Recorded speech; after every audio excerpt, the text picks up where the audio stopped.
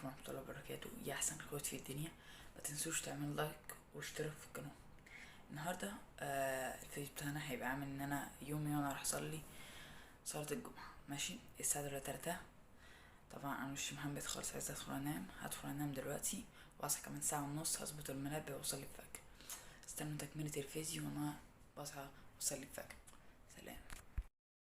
وجينا لكم الفجر بيدنا اهو، هروح اتوضى واصلي ومش قادر، عايز انام قوي، مش قادر بجد.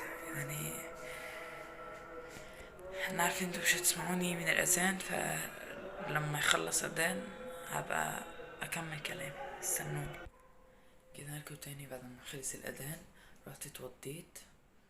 يلا بينا بقى عشان نروح نصلي نلحق ننام قبل صلاة الجمعة، عشان خلاص يعني انا نايم الساعة 3 وصاحي بعد صاحي دلوقتي، فعايزين نلحق بسرعة عشان نلحق نصحى لصلاة الجمعة.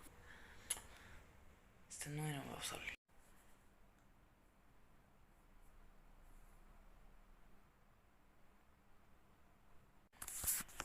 صلينا الفجر،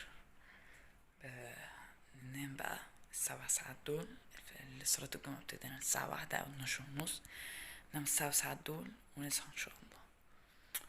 نشوفكم بعد 7 ساعات. سلام. صلاة الجمعة خلاص هتبدأ، كان فاضل لها نص ساعة هتبدأ.